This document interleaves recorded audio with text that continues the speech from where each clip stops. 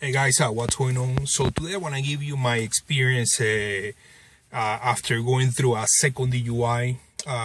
Today, April 1st, I was able to finally get my driver's license back. I'm actually going to be on my way after this video to the interlock company to have the interlock that I have installed on my car that I can show you right here.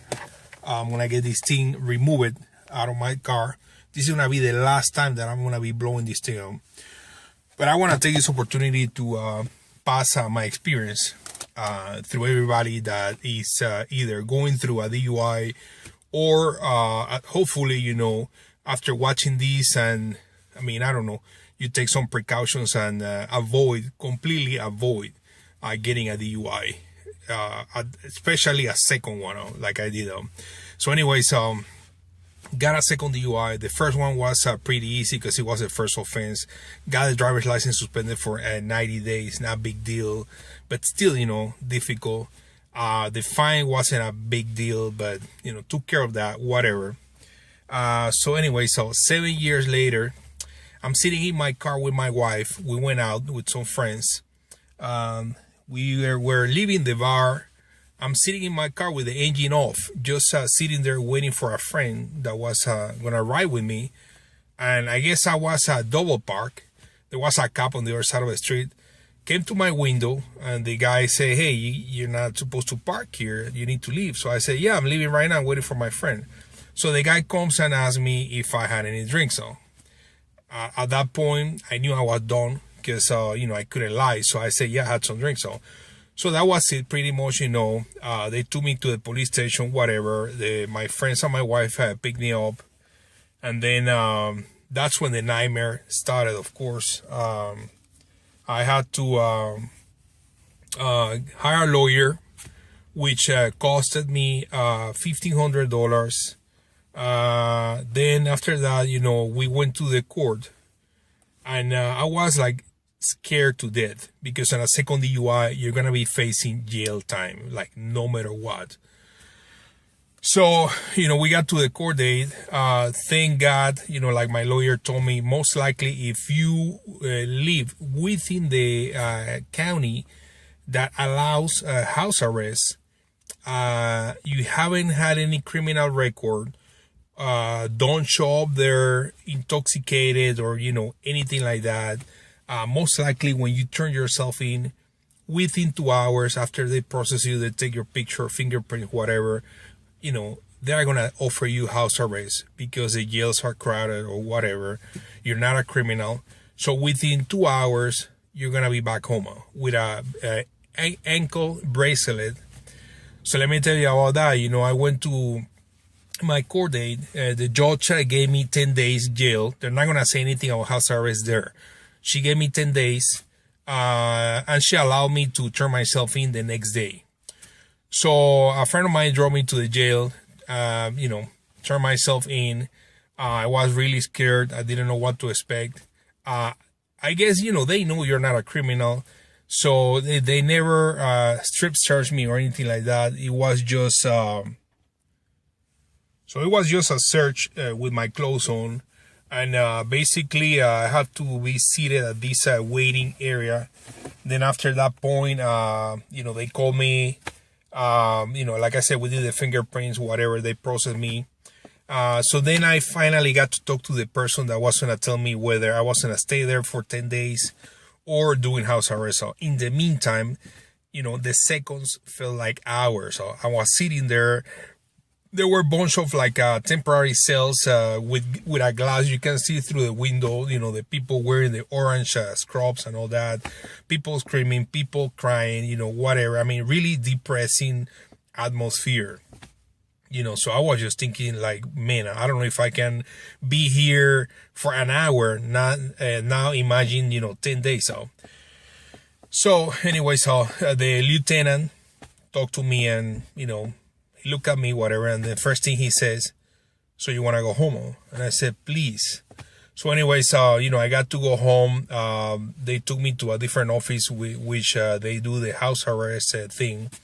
They put a bracelet or ankle bracelet, whatever you call it, on my ankle. They drove me home. They put a device there on my kitchen counter that will basically monitor anything, wherever I was, whatever I was doing inside of the house. So I wasn't allowed to even step outside on the deck, or that thing will beep and they will show up at my house. So anyways, 10 days at home. I mean, of course, better than being in jail, but it was still difficult. There were times that I was going crazy of being at the house for so many days. So anyways, after that, I was put on probation for 1 year. And not only that, but they assigned me a caller. So I had to call I still have to do it. I call every day between 5:30 in the morning and 9 in the morning. And if they call my caller, I have to go and provide a sample, which I find stupid because, like I say, I have this device installed in my car. So the moment, if they do call my caller, the moment I'm blowing this thing, I'm already passing the test. So why would I go to the police and blow a different device like this one when I already have this in my car? Now, here's the catch. You might pass this, and you might pass this in your car. You might pass the thing that they have there that looks like this. But if they want, they can do urine test, and it's random. And if you did drink something, what I hear is that they can go back in your body like 2 or 3 days with a urine sample. And if you had any drinks, it's going to show. So that's just going to complicate everything. So that's as far as the probation and, being put on a caller and have to call every day, whatever, providing a sample. Usually, they don't call my caller more than twice a month, but you still need to call every day. If you want to go out of town, that's a pain in the ass. You're not going to be able to go out of town just like that. You're going to have to ask for a permit, and you have to give them, I think it's 72 hours in advance, so they can give you a permit. Now, if you do go out of town, for sure, when you come back, they are going to test you with your urine. So if you did drink when you went out of town, they're going to find out. So it's not even worth it, though. So the other thing about being on probation, you have to pay. I think it's like $125 or something like that. I think it's like $10 a month or so for every month that you are on probation. The other thing too, it's for this stupid device, I have to pay $75 a month for this thing. Times 12 months, I mean, you're looking at $700 and something. And then you have this thing will need to be recalibrated every 30 days. So you need to go back to this company that installed this in your car to have it recalibrated. So, that's also affecting, your time, your schedule, your work, whatever.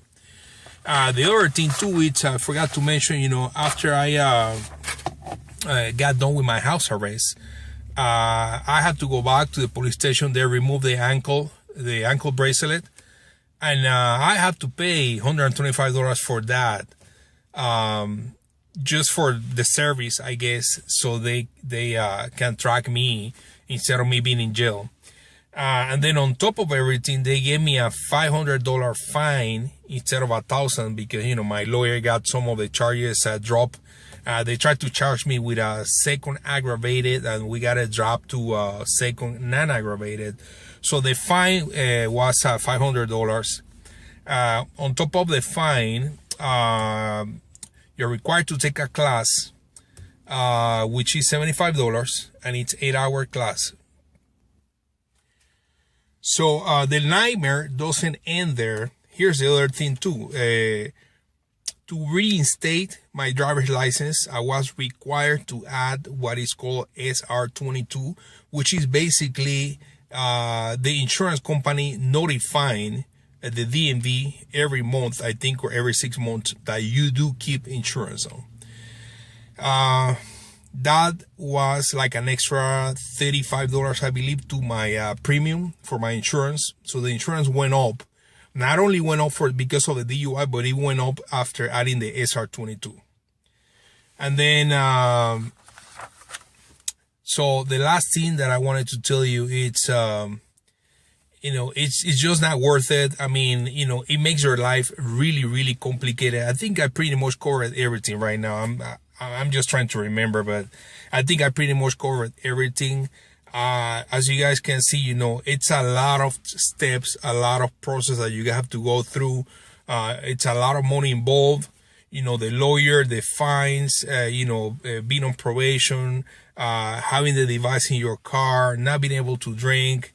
Oh, I knew I was going to tell you something else. So they put me on AA meetings. So I have to do AA meetings, one meeting per week, for the entire year that I'm on probation. So it's a really, really difficult process. So anyways, I just want to give you my final thoughts on this whole experience, situation with a DUI, you know, going through everything and having this thing in the car. You know, I can tell you a few things that actually are positive about all this and that I can take with me after going through all this. So one thing I have to tell you, I actually learned how to figure out my body with the drinks and everything and with this device. So basically, and you know, it's going to change depending on your body weight and your size. For me, I'm 245 pounds. I can have 2 or 3 mixed drinks. And within an hour after I have the drinks and I drink like 5 glasses of water, you know, I'm fine. I'm under the limit. I can start the car with this and I won't get in trouble if I get pulled over. So what I'm trying to say is that I think it will be worth it if you, of course, if you got a DUI, which it's my case and that's what I'm going to do, or if you haven't got one, but maybe, you know, you want to be careful, you want to take precautions and avoid getting one, I would recommend buying one of these things. I think you can get it for like $75 or something like that, a breathalyzer. Take it with you. You know, if you're going to go to a bar or you're going to drink or whatever, and you're planning on driving after, you know, make sure, I would recommend, make sure you stop drinking at least 45 minutes to an hour before you're going to start driving now. And then start drinking water like crazy. At least 6 glasses of water. And if you wait at least an hour before your last drink and you drink a lot of water, you should be able to start the car. So guys, that's all I have for right now. I thought I would just share with everybody my experience and everything that I went through when getting a second DUI. It's not worth it. You know, it's never going to happen to me again. Like I said, you know, I'm going to keep one of these things with me. And, you know, the best thing is just figure it out, your body, your weight, and how your body processes the alcohol. It's not necessarily an issue not being able to drive if you have drinks. The issue is not driving if you're still having alcohol in your body. So guys, thanks for watching this video. I hope it helps for everybody, and be careful out there. We'll see you later.